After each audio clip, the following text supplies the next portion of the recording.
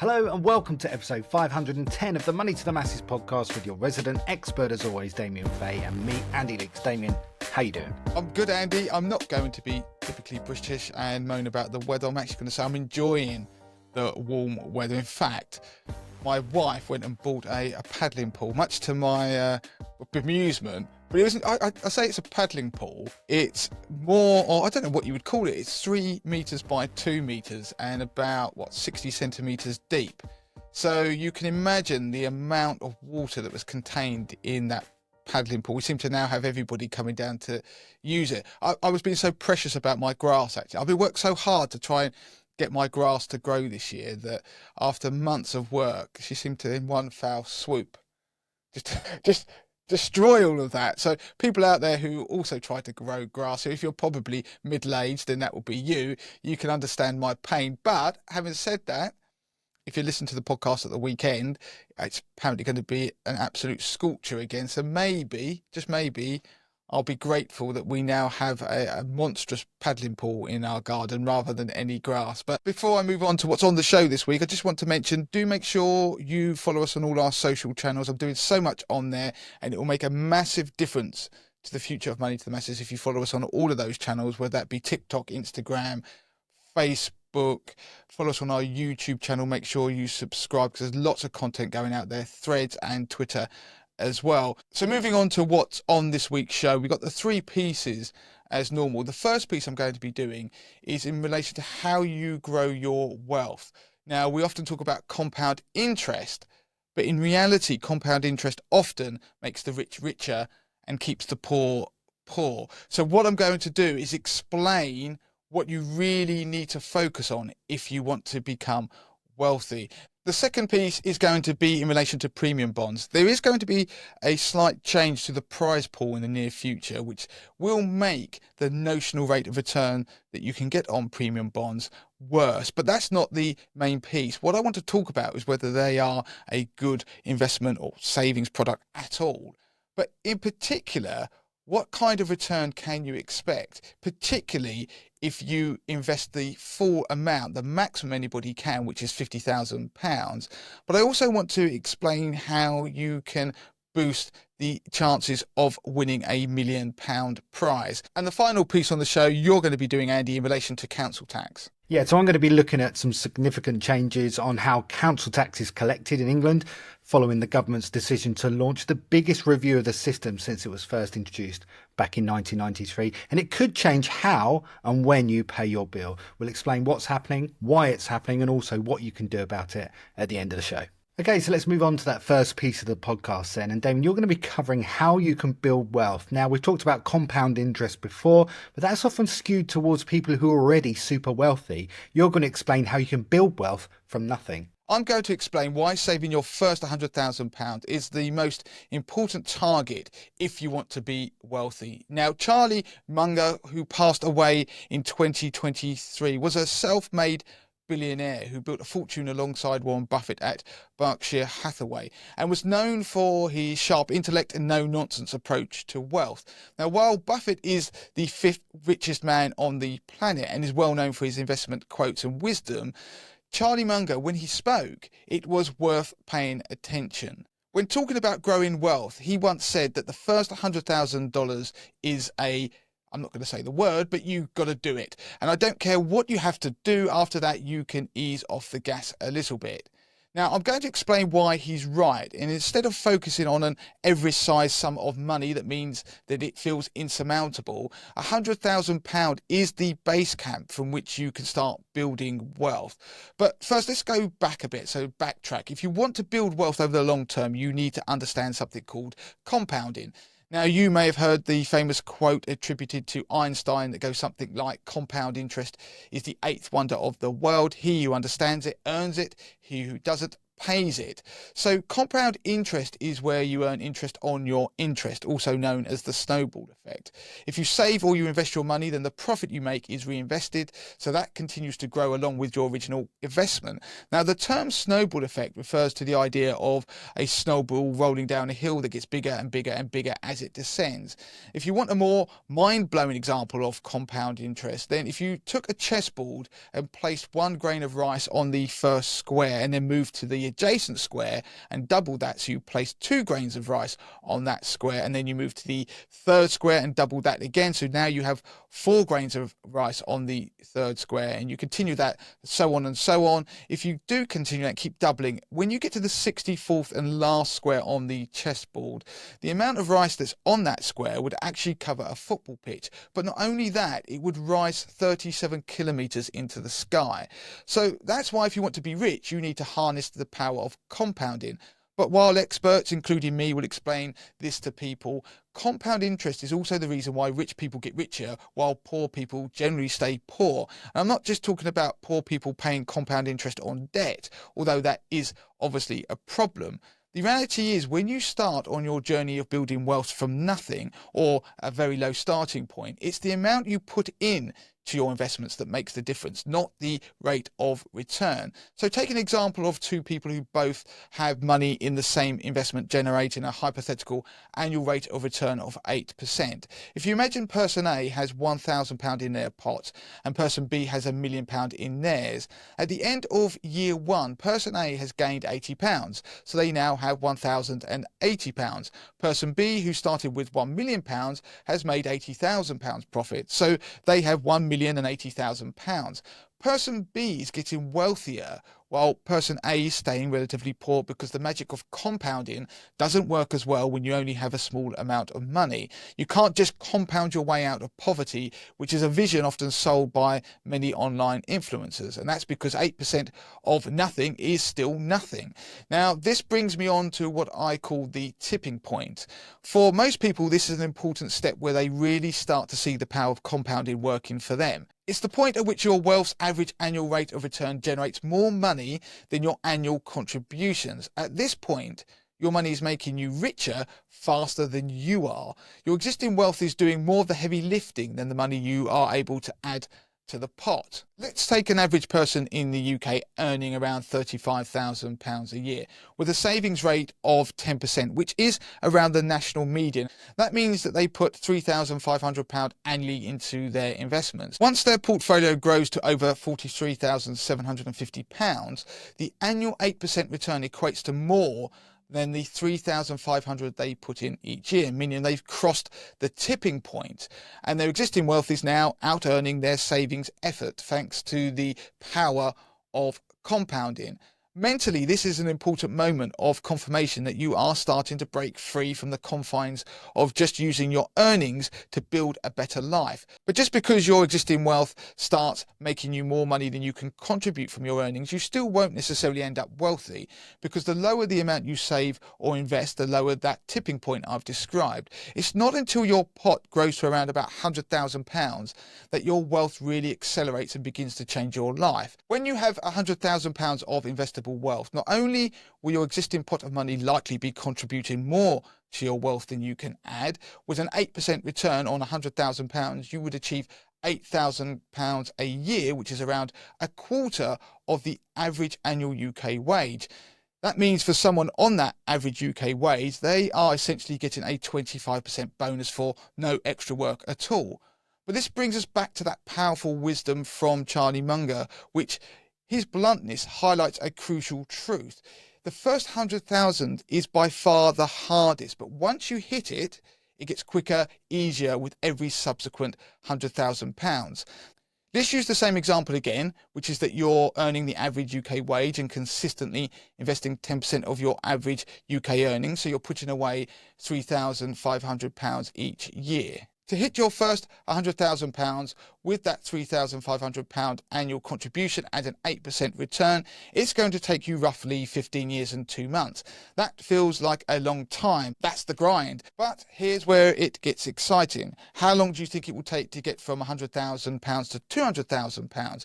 You're still contributing the same £3,500 a year, and you're still getting that hypothetical 8%. You're looking at potentially just 6 years and 10 months to get to £200,000. That's less than half the time it took you to make the first £100,000. What about the time it takes you to go from £200,000 to £300,000? That would take 4 years and 5 months. The jump from £400,000 to £500,000 is even faster, just 2 years and 7 months. This is proof that the earlier you hit £100,000, the faster you can get rich. Of course, while £100,000 is a far more achievable target to focus on than, say, £1 million, it's still a pretty big number, which brings me back to the crossover point I mentioned earlier. For most people, that's way below £100,000, and it's a more immediate motivating goal. Focus on getting your portfolio to a size where its average annual rate of return exceeds your annual contributions, and there you'll see a shift in momentum and your own mindset. But how do you ultimately get to that tipping point and then beyond, and more importantly to that first £100,000? There is another part of Munger's quote. And it says, I don't care what you have to do to get that $100,000. If it means walking everywhere and not eating anything that wasn't purchased with a coupon, find a way to get your hands on $100,000. Of course, he's right, but it also links nicely to a powerful movement called FIRE, which is Financial Independence Retire Early. At its core, FIRE, as it's abbreviated to, is about aggressively saving and investing until your portfolio generates enough passive income to cover all your expenses. This means you no longer need to work. Most people target having 25 times their annual expenses invested based on a historical 4% safe withdrawal rate. The FIRE movement stands on 4 key pillars, and these are high savings rates, you build your investment pot quickly, a lowering of your expenses so you reduce your financial needs, frugal living, a bit like Munger said, where you might buy things with coupons. Increasing income is another key pillar, which means that you end up increasing your income so you've got more money to save and invest. And the fourth pillar is investing wisely, so putting your money to work through compounding. But I'm not particularly a major advocate of the FIRE movement, but I mention it because there is a relevant parallel in a type of FIRE movement called Coast FIRE. Coast FIRE is where you've built up enough invested capital early in your life, often by your late 20s or 30s. So this initial pot, without any further contributions from you, will naturally grow through compounding to cover your traditional retirement expenses by a conventional retirement age, say 60 or 65. So let's say you hit that £100,000 mark that I've already mentioned. Your portfolio's annual growth is consistently out earning your contributions. You're essentially on your way to Coast FIRE. You've front loaded your savings. You've given compounding so much time that it's doing all the heavy lifting for you. If the concept intrigues you, then by all means go and research about it, because I'm not going to dwell on it here. There's a whole online community dedicated to FIRE and Coast FIRE. People who are advocates understand the importance of building a pot of money as soon as you can that can benefit from the power of compounding. I've also seen the £100,000 principle play out time and time again in my career in financial planning and running money to the masses. But I want to give you some practical steps to try and hit your first £100,000. So budgeting can only get you so far. So the first thing you need to do is boost your income. That's the biggest lever you can pull if you want to be able to save more and invest more to hit that 100,000k milestone. So that means look for side hustles. It could mean asking for a pay rise, learning new skills, or starting a small business.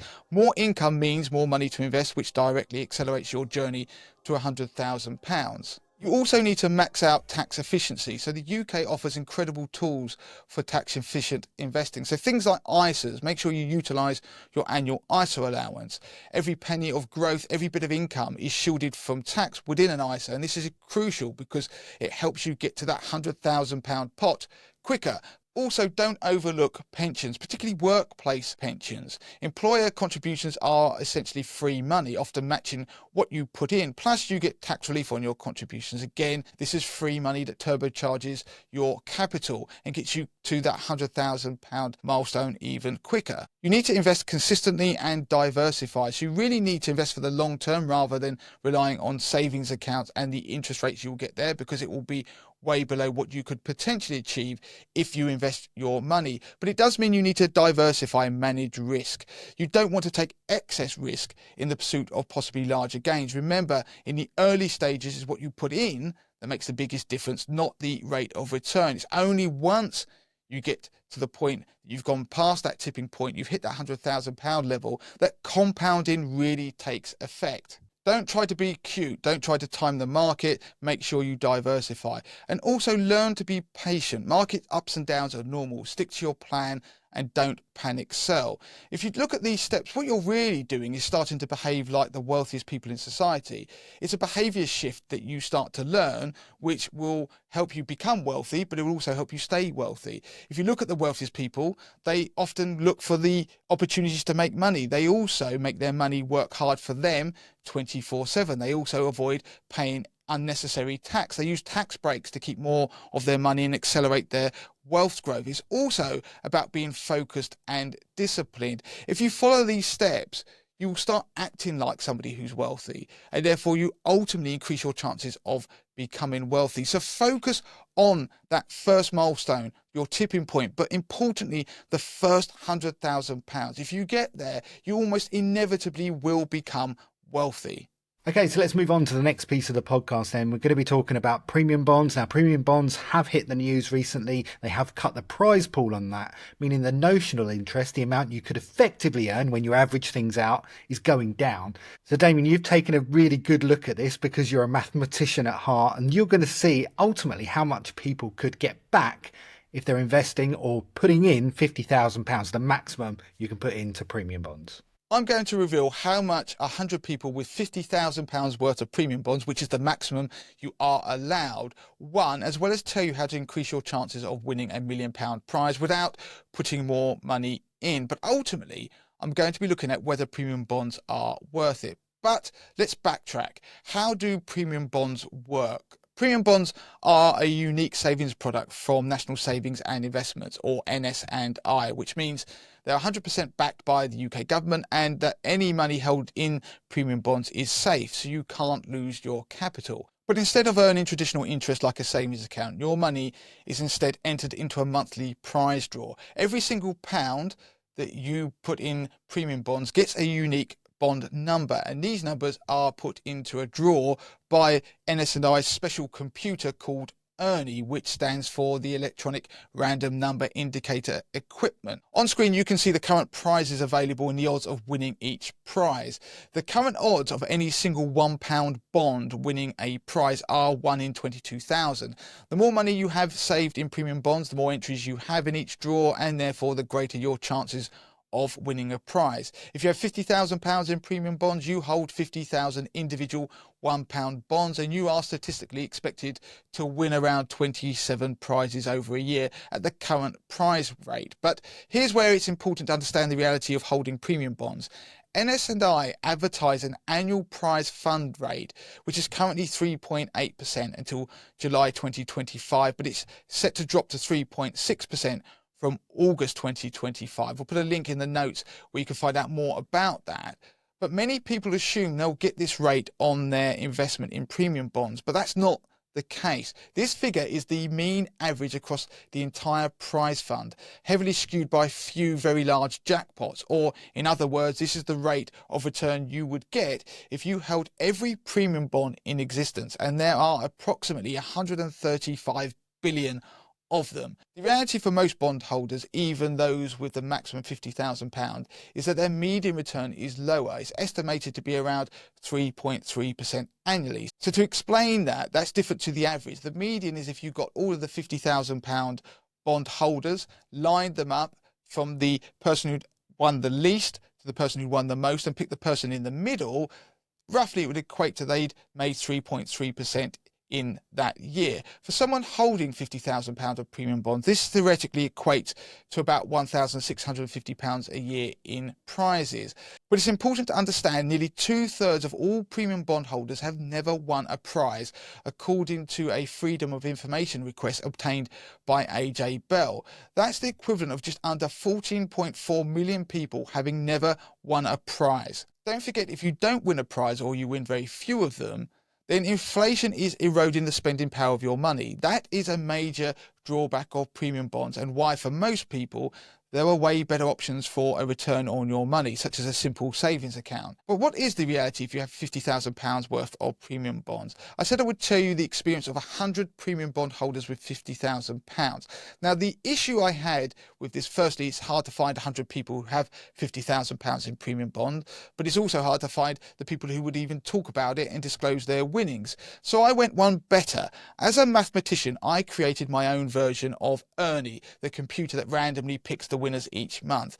Here it is on screen. I've called it Cleo after my cat, and it also stands for computer like Ernie. I'm not sure what the O would be, but if you have suggestions, then do send them in. But what I can do is, for any given size of premium bond holding, simulate what you might earn in a year. So you can see here there's one already on screen where this person's got £50,000, and the list of prizes you can see for each month is shown below, and their overall annual rate of return equates to 3.55%. Now, I can keep simulating this, and it isn't the sexiest looking thing you'll ever see, but you can see the next person got 5.25%, so they were lucky. We can keep doing this, and you can see what people get time and time again. This person got 5.85%, and simulating it again, this person has got 2.85% equivalent annual rate of return. So we then ran this for 100 people, ran it 100 times to see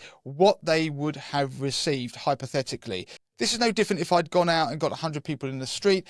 I would have probably got something very similar. So you can see on screen here, we had the 100 people, the 100 scenarios of having £50,000 premium bonds, and we listed all the prizes that these people got over the course of a year in total. You can see the list going down there, and it's a very crude way of showing it, but it's about the mathematics. Now, what you can see is that the average rate of return across all of those people was 3.89%. So it was heading towards what the NS&I stated. The median rate of return, so if you put all those people in a line and got the middle person based upon the ranking from highest to lowest, it was 3.5%.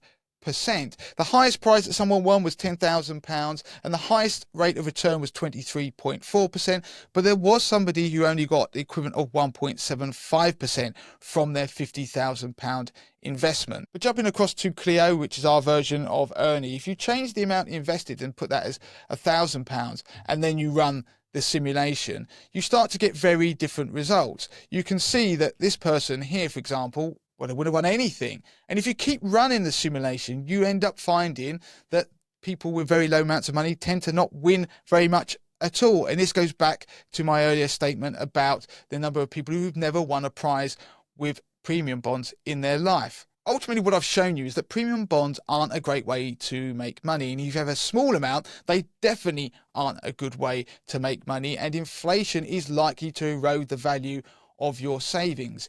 If you ignore those who are attracted to a possible jackpot and people who put money into premium bonds as a gift for children and grandchildren, they hold an attraction really only for the wealthy. And that's because if you've maxed out your ISA allowance, your personal savings allowance, if you have one, and if you have £50,000 in premium bonds, they offer a tax-free way of making a return. And if you're also an additional or higher rate taxpayer, then the rate of return achieved that I've shown on screen for their premium bond holdings could still outshine that on interest from savings accounts, which ultimately is taxable. Also, if you hold large sums of money across a range of banks because you're particularly wealthy, you may have run out of options when it comes to ensuring your money is fully covered by the Financial Services Compensation Scheme. I'll put a link in the notes to explain more about that particular compensation scheme. But the fact is, if you want all of your money protected, then premium bonds are 100% backed by government, so that will be attractive. But how do you increase your chances of winning a £1 million prize? Because if you've got £50,000, you can't put any more money in anyway. So premium bonds do offer two £1 million jackpots every month, but the odds of a single £1 bond winning that £1 million prize are a staggering 1 in 64 billion. Now, with your full £50,000 invested, your odds of hitting that £1 million jackpot in a year are still pretty long, and they're roughly 1 in 110,000. I could give you the exact maths broken down, but it would be too mind-boggling and relatively boring. Just trust me on the numbers. Interestingly, we do live in a world where interest rates have been elevated for some time, and where you can comfortably get more than 4.3% interest on an easy access savings account, which is 1% above the median return for someone holding £50,000 worth of premium bonds. If instead you took the £50,000, didn't have it in premium bonds, and you put it into a savings account that made 4.3% interest a year, you would earn that level stated in interest without any prize draw. It's guaranteed, depending obviously on the account's T's and C's. So that protects your money from inflation. It's growing because you will receive the interest. But of course, you would have no scope for winning big because it's a savings account.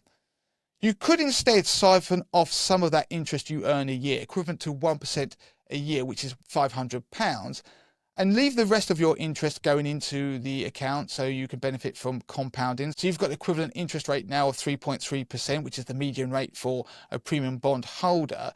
If you took that £500 a year and split it and bought 5 lottery tickets every Saturday for 50 weeks, the odds of you winning a £1 million prize dropped to 1 in 25,000. It's actually 1 in 25,736, which is better than premium bonds, plus your 50k is safe in the bank, and it's actually earning that 3.3% year-on-year interest, and that's guaranteed. Now, I'm not for 1 second suggesting you actually do this, as I don't want to be promoting gambling in any way, shape or form.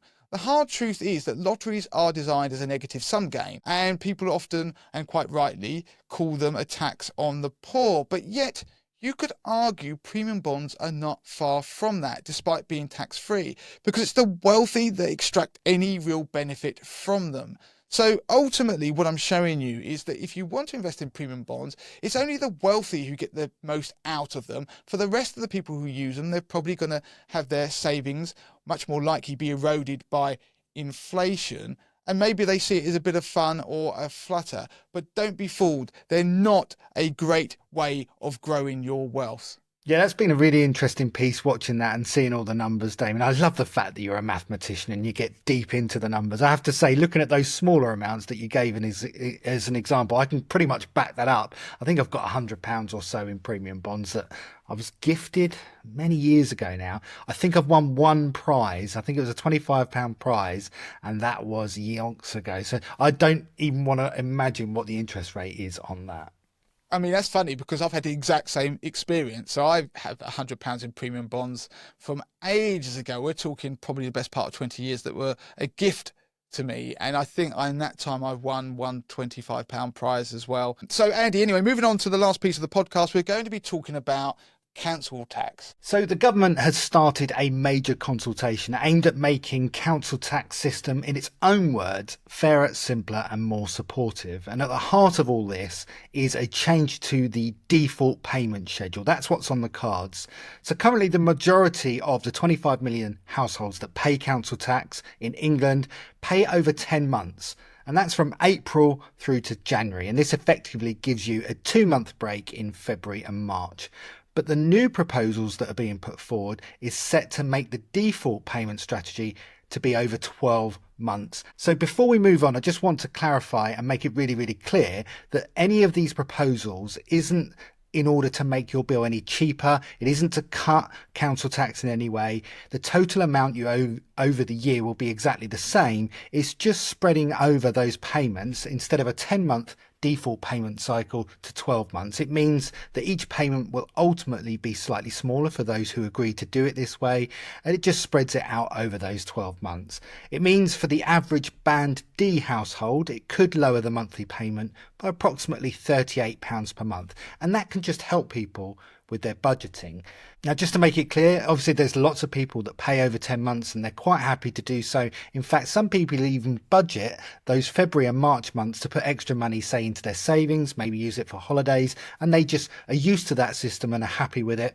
Well, there's no problems with that because you will still be able to select a 10-month payment option. So it's not forcing anyone to change what they already do.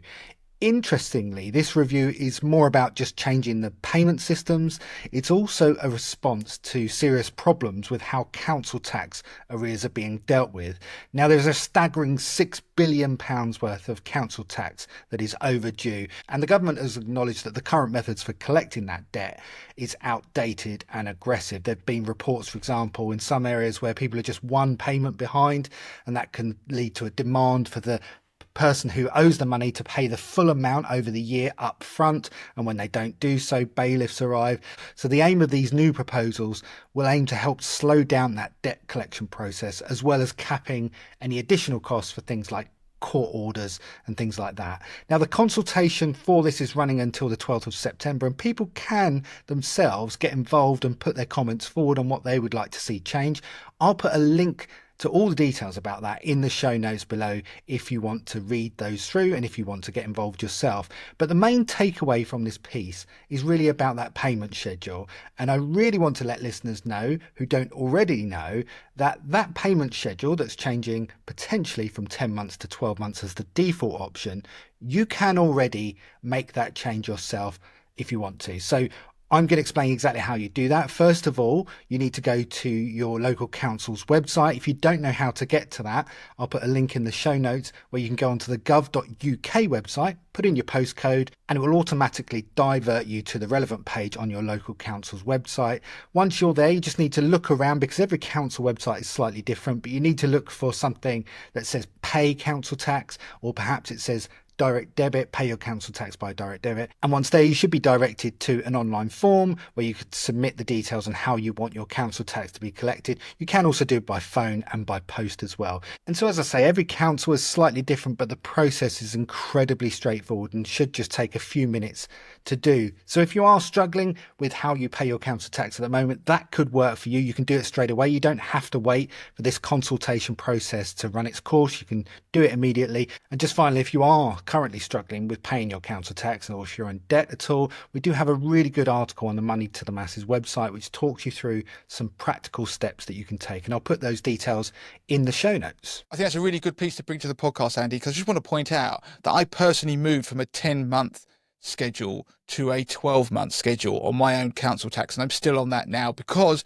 it was useful for budgeting. If you went back to when I did it, it was the point when we only had one income in my household because my wife was on maternity leave, so it was really good for budgeting. It just brought down the monthly payments slightly. As you mentioned, the overall bill is still the same a year, and even now that I have moved house since, I'm still in the same area. That monthly schedule has moved with me into the new property. So I still, even though I've moved house, I still pay over a 12-month cycle without having to notify the council. So it does still say the same. So for some people that will work. As you mentioned, Andy, some people might like the 10 monthly schedule. So they've got that little bit in the month 11 and 12 that they put towards something else. So that's it for the podcast this week. As ever, do please follow us on all our socials. Get in touch if you've got any questions or topic ideas. Do make sure you sign up to the weekly newsletter. So go to moneytothemesses.com/weekly-newsletter. That newsletter goes out 10 a.m.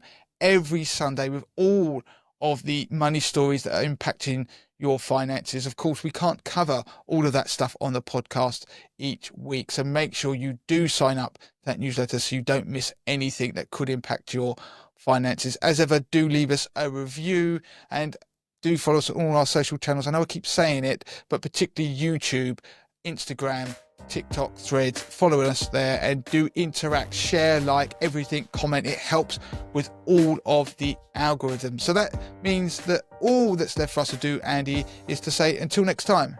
Until next time.